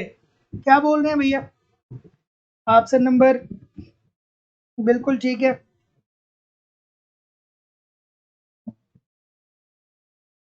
बिल्कुल ठीक है। उस प्रक्रिया को क्या कहा जाता है जिसके कारण व्यापक लाभ और समान अवसर, मतलब व्यापक रूप से क्या हो रहा है? अर्थव्यवस्था को लाभ हो रहा है, अर्थव्यवस्था को सभी क्षेत्रों में लाभ हो रहा है और सबको समान रूप से अवसर मिल रहा है। तो भैया ये समावेशी वृद्धि होगी ना, समावेशी विकास होगा ना। समावेशी वृद्धि या समावेशी विकास किस पंचवर्षीय योजना की थीम है? कमेंट करके जरूर आप हमें बताइएगा। तो जितने लोग भी ऑप्शन नंबर बी बोल रहे हैं सर, सभी लोग का उत्तर यहाँ पे एब्सोल्युटली बिल्कुल ठीक होने वाला है। ऑप्शन नंबर बी बिल्कुल ठीक होने वाला है। बिल्कुल ठीक है, बिल्कुल ठीक है, ठीक है। इसमें क्या होता है, इसमें ये होता है कि जब राष्ट्र आर्थिक विकास करता है तो ऐसी स्थिति में प्रारंभिक दौर में जो अमीर तबके के लोग होते हैं, जो अमीर वर्ग होता है, वो ज्यादा लाभान्वित होता है। लेकिन धीरे धीरे धीरे धीरे धीरे धीरे कर करके क्या होता है दोस्तों कि जैसे जैसे समय आगे बढ़ते चला जाता है, दीर्घ काल में गरीबों को भी मौका मिलने लगता है कि वो अपना क्या कर सके, विकास कर सके। तो जितने लोग भी ऑप्शन नंबर क्या बोल रहे हैं, बी बोल रहे हैं, बिल्कुल ठीक है। और 11वीं पंचवर्षीय और 12वीं पंचवर्षीय योजना की थीम है ये। अगला प्रश्न आपके सामने ये रहा कि टी.डब्ल्यू. सुल्ज ने आर्थिक समृद्धि के लिए शिक्षा के संबंध में निम्नलिखित अनुपात दिए। चलिए भैया सुल्ज साहब की बात करिए। चलिए क्या उत्तर आएगा भाई? बिल्कुल ठीक है कि टी.डब्ल्यू. सुल्ज ने आर्थिक समृद्धि के लिए शिक्षा के संबंध में निम्नलिखित अनुपात दिए। क्या उत्तर आ रहा है भाई? कौन कौन से अनुपात दिए? सभी लोग आई होप के डी बोल रहे हैं, डी बोल रहे हैं। तो जितने लोग भी डी बोल रहे हैं सभी लोग का उत्तर ठीक है कि टी.डब्ल्यू. सुल्ज ने आर्थिक समृद्धि के लिए शिक्षा के संबंध में शिक्षा श्रम अनुपात की बात किया, बिल्कुल ठीक है। शिक्षा आय अनुपात की बात किया था और शिक्षा निवेश अनुपात की बात किया था। तो जितने लोग भी डी बोल रहे हैं बिल्कुल ठीक है। तो याद रखिएगा टी.डब्ल्यू. सुल्ज ने आर्थिक समृद्धि के लिए शिक्षा के संबंध में जो अनुपात दिए, शिक्षा श्रम अनुपात, शिक्षा आय अनुपात और शिक्षा निवेश अनुपात बताया। जितने लोग भी डी बोल रहे हैं ठीक बोल रहे हैं। अगला प्रश्न, इमराइजिंग समृद्धि की अवधारणा किस अर्थशास्त्री ने विकसित की थी? बहुत प्यारा सा प्रश्न है, बहुत बार ये प्रश्न पूछा गया है। और दोस्तों इकोनॉमिक्स की हमारी दूसरी क्लास लाइव स्टडी इलाहाबाद के मोबाइल एप्लीकेशन पे हो रही है। यहाँ पे आपको इकोनॉमिक्स के सारे कॉन्सेप्ट पढ़ाए जा रहे हैं, कंप्लीट इकोनॉमिक्स के नोट्स दिए जा रहे हैं, टेस्ट सीरीज दिए जा रहे हैं, प्रीवियस ईयर के क्वेश्चन पेपर और करंट सारी चीजें दी जा रही हैं। बस आप इत्मीनान से एप्लीकेशन पे पढ़ते रहिए, यूट्यूब पे प्रैक्टिस करते रहिए, कहीं भी इधर उधर से कुछ भी आपको कलेक्ट करने की जरूरत नहीं होगी। हमारी अलग अलग बैचेज चल रही हैं, आपके सिलेबस के अनुसार सारी क्लासेज पढ़ाई जा रही हैं। लाइफ टाइम की वैलिडिटी आपको मिल रही है। इट मीन एक बार एडमिशन लेते हैं तो आप हमारे साथ तब तक बने रहेंगे जब तक आपका सिलेक्शन नहीं हो जाता है। एप्लीकेशन का लिंक डिस्क्रिप्शन बॉक्स में है, एप्लीकेशन को डाउनलोड करके डायरेक्ट कोर्स को परचेज कर सकते हैं या गूगल पे, फोन पे या पेटीएम के माध्यम से अपनी फीस इस नंबर पे गूगल पे, फोन पे या पेटीएम के माध्यम से अपनी फीस पेमेंट करके उसका स्क्रीनशॉट आप इसी व्हाट्सएप नंबर पे सेंड कर देंगे तो आपको एडमिशन मिल जाएगा। एडमिशन फीस केवल और केवल 2000 रुपए। ठीक है, चलिए अगला प्रश्न आपके सामने ये रहा। जगदीश भगवती की बात बहुत सारे लोग बोल रहे हैं, तो जितने लोग भी ये बोल रहे हैं जगदीश भगवती, सभी लोग का उत्तर यहाँ पे बिल्कुल ठीक है। तो इमराइजिंग समृद्धि की अवधारणा जो है वो किसने विकसित किया था? जगदीश भगवती ने। थोड़ा सा एक लाइन में मुझे कमेंट करके बताइए कि इसमें इन्होंने क्या बात की थी। मैंने बहुत बार बताया, एक दो बार आप भी मुझे बताइए कि इमराइजिंग समृद्धि से आशय क्या था जगदीश भगवती का। कमेंट करके बताइए, मैंने बहुत बार बताया है, थोड़ा आप भी मुझे बताइए। बिल्कुल ठीक है। धारणीय ऊर्जा विकास किस पर निर्भर करता है? अच्छा सा प्रश्न है सर। धारणीय ऊर्जा विकास, चलिए भैया क्या उत्तर होगा भाई? ऑप्शन नंबर बिल्कुल ठीक है, बिल्कुल ठीक है,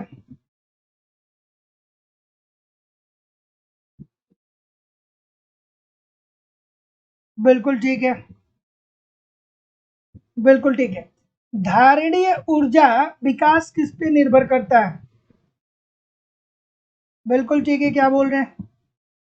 तो जैसा कि मैं देख पा रहा हूँ ऑप्शन नंबर सी सभी लोग बोल रहे हैं। तो जितने लोग भी सी बोल रहे हैं सर एब्सोल्युटली ठीक बोल रहे हैं कि धारणीय ऊर्जा विकास किस पर निर्भर करता है? तो ऊर्जा की प्रदत्त आपूर्ति पर ऊर्जा उपभोग के प्रशुल्क का बाजार चालित ढांचा। तो option number see this is the right answer हो जाएगा। बहुत बार मैंने बताया, एक बार नहीं अनेकों बार इसके कॉन्सेप्ट को बताया है कि धारणीय ऊर्जा विकास किस पर निर्भर करता है। तो ऊर्जा की प्रदत्त आपूर्ति पर ऊर्जा उपभोग के प्रशुल्क का बाजार चालित ढांचा। अगला प्रश्न, अभिकथन आ गया और तर्क आ गया। सर इजी सी बात है, बता दीजिए। ये प्रश्न बहुत आसान होते हैं, है ना। ये प्रश्न क्या होते हैं, बहुत आसान होते हैं। अभिकथन दिया गया है गुरनार मेडल साहब को, जैसा कि आप देख पा रहे हैं। गुरनार मेडल के अनुसार अल्प विकसित देशों में चक्रीय और संचयी कार्यकरण भाव विद्यमान होता है, बिल्कुल ठीक है। और निम्न जीवन निर्वाह स्तर और निम्न उत्पादकता के बीच परस्पर संबलित करने वाली अंतः क्रियाएं होती है। एब्सोल्युटली ठीक है। क्या उत्तर है रे भाई? चलिए ठीक है, क्या बोल रहे हैं, बिल्कुल ठीक है। तो पढ़ा होगा, अगर जो गुरनार मेडल को ठीक तरीके से पढ़ा होगा तो चक्रीय और संचयी कार्यकरण की बात ये करते हैं, और ये भी बताते हैं कि निम्न जीवन स्तर और निम्न उत्पादकता के बीच क्या होता है, परस्पर अंतःक्रिया होता है। तो जितने लोग भी डी बोल रहे हैं सभी लोग का उत्तर ठीक है। अब देखिए दोस्तों, अब ये प्रश्न मैंने कई बार आप लोगों को करवाया है, तो अब बार बार एक ही प्रश्न को क्या करना कि बार बार व्याख्यात करना थोड़ा सा क्या होता है कि कॉम्प्लिकेटेड होता है। इसलिए मैं बोलता हूँ कि पुरानी क्लासेस को भी थोड़ा बहुत देखा करिए, ठीक है। तो जितने लोग भी डी बोल रहे हैं सभी लोग का उत्तर ठीक है। तो याद रखिएगा कि गुरनार मेडल के अनुसार अल्प विकसित देशों में चक्रीय और संचयी कार्यकरण भाव विद्यमान रहता है। देयर इज नो डाउट, 100% ठीक है। चक्रीय कारकता की बात जो करते हैं वो गुरनार मेडल साहब ही करते हैं। और निम्न जीवन निर्वाह स्तर और निम्न उत्पादकता के बीच परस्पर संबलित करने वाली अंतःक्रिया होती है, ये भी ठीक है। निम्न जीवन निर्वाह स्तर क्या होता है, उन्होंने निम्न जीवन निर्वाह स्तर के बारे में क्या बताया, उन्होंने ये कहा था कि एक श्रमिकों को आप कम से कम उतनी मजदूरी दीजिए कि जिससे वो अपने न्यूनतम आवश्यकताओं की पूर्ति कर सके, अर्थात भोजन, कपड़ा और मकान की व्यवस्था कर पाए। और क्या होता है कि निम्न जीवन निर्वाह स्तर और निम्न उत्पादकता के बीच क्या होता है, परस्पर संबंध देखने को मिलता है। ऑप्शन नंबर डी बिल्कुल ठीक है। अगला प्रश्न, राल प्रेविस का तर्क किस पर व्यापार चक्रों के प्रभाव से संबंधित है? इजी सी बात है, ठीक है। क्या उत्तर आ रहा है भाई?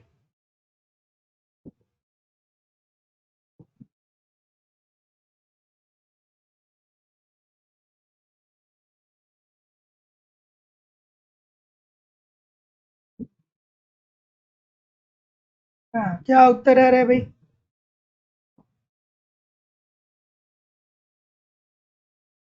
चलिए भैया, क्या बोल रहे हैं भाई? ऑप्शन नंबर ए बोल रहे हैं, व्यापार की शर्तें। आप कहेंगे सर बहुत इजी सी बात तो बताते हैं ये रॉल प्रेविस साहब, क्या कहते हैं, कहते हैं कि जब एक अल्प विकसित देश जो होता है वो विकसित देश से व्यापार करता है, तो ऐसी स्थिति में व्यापार की शर्तें जो होती है वो अल्प विकसित देश के प्रतिकूल होती हैं, अर्थात अल्प विकसित देश को क्या होगा, हानि होगा अगर जो वो विकसित देशों से क्या करेगा, व्यापार करेगा। जैसे भारत ही है दोस्तों, तो बहुत समय पे ऐसा होता है कि हम अपने प्रोडक्ट को विकसित देशों में ले जाते हैं, और वहां पे क्या होता है कि विकसित देश में क्या होता है कि एक सैंपल देखा जाता है। जैसे हम कुछ अपने प्रोडक्ट अमेरिका में ले गए, अमेरिका वाले क्या करते हैं, एक छोटा सा सैंपल निकालते हैं, फिर देखते हैं कि अच्छा ये ठीक है कि नहीं ठीक है। मान लीजिए हम चावल उनको दे रहे हैं, वो चावल का एक छोटा सा सैंपल लिए, और अगर जो छोटा सा सैंपल चेक किए उनको नहीं अच्छा लगा तो बोलेंगे भैया तुम जाओ यहाँ से, हम तुम्हारा प्रोडक्ट नहीं कर देंगे, हम चावल तुमसे नहीं खरीदेंगे। तो आप सोचिए कि आप उतना दूर चावल ले गए और फिर उतना दूर आप क्या करेंगे, चावल रिटर्न करेंगे, तो ऐसी स्थिति में जो चावल की कुल कीमत होगी वो तो क्या हो जाएगा, आप भाड़े के रूप में ही देके चले आएंगे। तो ऐसी स्थिति में आपको क्या हो रही है, हानि हो रही है। जगह जगह पे आपको क्या किया जा रहा है, जगह जगह पे आपका शोषण किया जा रहा है। ये बात बिल्कुल ठीक है, आज के भी परिप्रेक्ष्य में ये लागू होता है। अगला प्रश्न,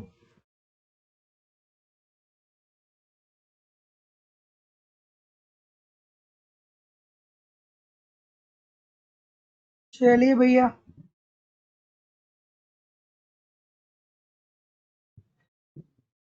संतुलित समृद्धि की मूल व्याख्या का संबंध है।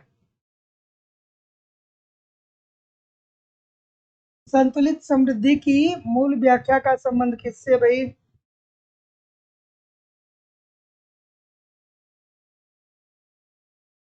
क्या उत्तर आ रहा है भाई? चलिए, तो जैसा कि मैं देख पा रहा हूँ जैसा कि मैं देख पा रहा हूँ, ये हमारी प्रयागराज की धरती ही कुछ ऐसी है। इस प्रयागराज में जिसने भी 5 से 10 साल ठीक तरीके से बिता लिया, वो अच्छा खासा फिलासफर हो जाता है। मतलब इतना वो हो जाता है कि जिंदगी को बहुत प्यारे तरीके से समझ जाता है। फिलोसफर क्या का मतलब क्या होता है? अगर जो आप ठीक तरीके से फिलोसफी को पढ़ते हैं, तो जो आपके इमोशन होते हैं ना, वो इमोशन आपके खत्म हो जाते हैं। वो ये ऐसा हो जाता है कि सही क्या है, गलत क्या है। ठीक है, वो जो इमेजिनेशन वाली दुनिया होती है ना, वो आपके सामने से खत्म हो जाती है। तो ऐसी स्थिति में जो प्रयागराज में रहा है 5-10 साल, वो ऑलरेडी ये सारी चीजें समझ जाता है। तो कहीं ना कहीं फिलॉसफी का कुछ अंश जो होता है, उसके अंतर्गत क्या होता है, उसके अंदर आ जाती है ये बातें। ठीक है, चलिए इस प्रश्न का उत्तर करते हैं हम लोग। ठीक है, चलिए क्या उत्तर आ रहा है भाई कि संतुलित समृद्धि की मूल व्याख्या का संबंध किससे है? तो आप बोलेंगे कि सर जी देखिए, संतुलित समृद्धि की बात करें तो संतुलित समृद्धि की बात कौन करता है सर? कौन करता है? रैगनर नट साहब करते हैं, गुरनार मेडल साहब बोलते हैं। क्या कहते हैं? कहते हैं कि देखिए भैया, आपके क्षेत्र में, आपकी अर्थव्यवस्था में जितने भी क्षेत्र हैं, सभी क्षेत्रों में आप समान रूप से निवेश करिए। मान लीजिए कि आपके आपकी अर्थव्यवस्था में A B C D ये 4 क्षेत्र है, तो चारों क्षेत्र में अगर जो आपके पास 100 रुपए है निवेश करने के लिए, तो चारों क्षेत्रों में 25-25 रुपए का आप निवेश कर दीजिए। लेकिन ये तो बात रही संतुलित समृद्धि। और संतुलित समृद्धि की बात कौन करता है? वो हर्ट्समैन कहते हैं। वो कहते हैं कि देखिए भैया, अगर जो A B C D 4 क्षेत्र है ना, तो बी और सी में निवेश से आपको ज्यादा लाभ मिलने की अगर जो चांसेस हैं, तो पहले बी और सी में निवेश करिए और उसके बाद जो लाभ मिलेगा वो ए और डी में निवेश कर दीजिएगा। तो संतुलित समृद्धि में क्या होता है? सभी क्षेत्रों में समान रूप से हम क्या करते हैं? निवेश करते हैं। तो जितने लोग भी ऑप्शन नंबर क्या बोल रहे हैं, बी बोल रहे हैं, एब्सोल्युटली ठीक बोल रहे हैं। अगला, कि निवेश कसौटी में छाया कीमतें वैसी कीमतें होती हैं जो, क्या उत्तर आ रहा है भैया? बिल्कुल ठीक है। क्या उत्तर आ रहा है भाई? बिल्कुल ठीक है। तो जैसा कि मैं देख पा रहा हूँ, चलिए, तो जैसा कि मैं देख पा रहा हूँ, क्या उत्तर आ रहा है? सी उत्तर आ रहा है। तो जितने लोग भी सी बोल रहे हैं, बिल्कुल ठीक बोल रहे हैं कि जितने लोग भी क्या बोल रहे हैं सर? सी बोल रहे हैं, सभी लोग का उत्तर ठीक है। कि निवेश कसौटी में छाया कीमतें वैसी कीमतें होती हैं कि अ, वस्तुओं तथा उत्पादन साधनों की सही एवं दुर्लभ कीमतों को दर्शाता है। बिल्कुल ठीक है। तो निवेश कटौती में छाया कीमतें क्या होती है? दुर्लभ कीमतें होती है। जितने लोग भी सी बोल रहे हैं, सभी लोग का उत्तर यहाँ पे एब्सोल्युटली ठीक हो जाएगा। अगला प्रश्न, अगला, कि सोलो के दीर्घकालीन समृद्धि मॉडल में निम्न में से कौन सी मान्यता सही नहीं है? क्या उत्तर होगा भाई? सोलो साहब की बात हो रही है। सोलो साहब, सोलो के दीर्घकालीन समृद्धि मॉडल में निम्नलिखित में से कौन सी मान्यता नहीं है भैया? सोलो की अगर जो समृद्धि मॉडल को आपने पढ़ा होगा, तो ऐसी स्थिति में कौन सी मान्यता नहीं है, आपको बताना है। क्या उत्तर होगा भाई? सोलो साहब ने क्या क्या बताया? बिल्कुल ठीक है, बिल्कुल ठीक है। तो जितने लोग भी ऑप्शन नंबर बी बोल रहे हैं, सभी लोग का उत्तर ठीक है। इन्होंने कीमत और मजदूरी को स्थिर नहीं बताया था, मजदूरी और कीमत को परिवर्तनशील बताया था। तो जितने लोग भी ऑप्शन नंबर बी बोल रहे हैं सर, सभी लोग का उत्तर यहाँ पे एब्सोल्युटली ठीक है। उन्होंने कहा था कि देखिए, बचत अनुपात स्थिर होता है, उत्पादन फलन जो होता है वो समरूप होता है, श्रम और उत्पादन समान दर पर नहीं बढ़ रहे होते हैं। तो जितने लोग भी बी बोल रहे हैं ठीक बोल रहे हैं। अगला, मार्क्स के वितरण के सिद्धांत में निम्न अनुपातों में से कौन एक लाभ के दर का प्रतिनिधित्व करता है? लाभ के दर की बात हो रही है सर, ब्याज के दर की बात नहीं हो रही है। एक लाभ के दर की बात होती है और एक ब्याज के दर की बात होती है, ब्याज दर की बात होती है। तो यहाँ पे लाभ के दर की बात हो रही है सर, ठीक है। रेट ऑफ प्रॉफिट, बिल्कुल ठीक है। क्या बोल रहे हैं भैया? सर कमेंट नहीं देखते लाल बहादुर जी, मैं आपके कमेंट को देख रहा हूं। क्या हो गया बताइए? तो ऑप्शन नंबर क्या बोल रहे हैं सर? देखिए जो मार्क्स साहब हैं उन्होंने वितरण के सिद्धांत में क्या कहा था कि लाभ की दर अतिरेक मूल्य और कुल पूंजी मूल्य के अनुपात होता है। अतिरेक मूल्य और कुल पूंजी मूल्य, तो अतिरेक मूल्य एस है और कुल पूंजी मूल्य जो है सी प्लस भी है, ठीक है। तो जितने लोग भी ऑप्शन नंबर डी बोल रहे हैं सभी लोग का उत्तर यहाँ पे बिल्कुल ठीक हो जाएगा। ये जो होता है ये ब्याज का दर होता है और ये जो होता है वो लाभ का दर होता है। एस जो इंडिकेट करता है वो क्या करता है? लाभ की अतिरेक मूल्य को इंडिकेट करता है। तो जितने लोग भी ऑप्शन नंबर क्या बोल रहे हैं, डी बोल रहे हैं, एब्सोल्युटली ठीक बोल रहे हैं। अगला प्रश्न कोई भी नहीं है लेकिन कहीं भी जाइएगा नहीं, कमेंट करके बताइए कि कितने प्रतिशत प्रश्न आपके सही हुए। और दोस्तों मैं जिम्मेदारी और विश्वास से कर रहा हूँ कि जिस तरीके से मेरे द्वारा चीजें करवाई जा रही हैं उस तरीके से करते रहिए, बहुत ही कम समय में कंप्लीट आप इकोनॉमिक्स को तैयार कर सकते हैं। लाइव स्टडी इलाहाबाद के मोबाइल एप्लीकेशन पे इकोनॉमिक्स की आपकी दूसरी क्लास चल रही है। यहाँ पे हम लोग दोस्तों इकोनॉमिक्स के सभी कॉन्सेप्ट को पढ़ रहे हैं, क्योंकि कॉन्सेप्ट पढ़ना बहुत ही जरूरी है। जब तक आपकी कॉन्सेप्ट क्लियर नहीं होंगे तब तक ऑब्जेक्टिव क्वेश्चन को सॉल्व करना बहुत ही मुश्किल है, बहुत ही कॉम्प्लिकेटेड है। कॉन्सेप्ट पढ़ना पड़ेगा, बिना कॉन्सेप्ट पढ़े कुछ होने वाला नहीं है। साथ ही साथ में दोस्तों आप यहाँ पे नोट्स भी पढ़ते रहिए। देखिए सबसे बड़ी समस्या ये होती है कि आप कॉन्सेप्ट तो पढ़ते हैं, आगे पढ़ते हैं पीछे भूलते हैं। तो आप क्या करिए, आगे पढ़ते रहिए और ऐसी स्थिति में क्या करिए कि आगे पढ़ते रहिए और पीछे वाली चीजों को कॉन्सेप्ट पीछे वाले कॉन्सेप्ट को नोट्स के माध्यम से तैयार करते रहिए। साथ ही साथ मैं आपको यहाँ पे टेस्ट सीरीज भी दे रहा हूँ, टेस्ट दीजिए, अपना इवेलुएशन करिए कि आपकी तैयारी कैसी चल रही है, आपके एग्जाम में किस प्रकार के प्रश्न पूछे जा रहे हैं। एक टेस्ट के मध्य कम से कम 24 घंटे का अंतराल लीजिए। टेस्ट में जो प्रश्न गलत हो रहे हैं उन प्रश्नों को देखिए कि किस टॉपिक से बन रहे, उस टॉपिक को पढ़िए, फिर दोबारा टेस्ट को दीजिए। अगले टेस्ट में वो गलत नहीं होना चाहिए। फिर आपको मैं प्रीवियस ईयर क्वेश्चन पेपर भी दे रहा हूँ, आपको मैं करंट भी दे रहा हूँ, सब कुछ दे रहा हूँ दोस्तों।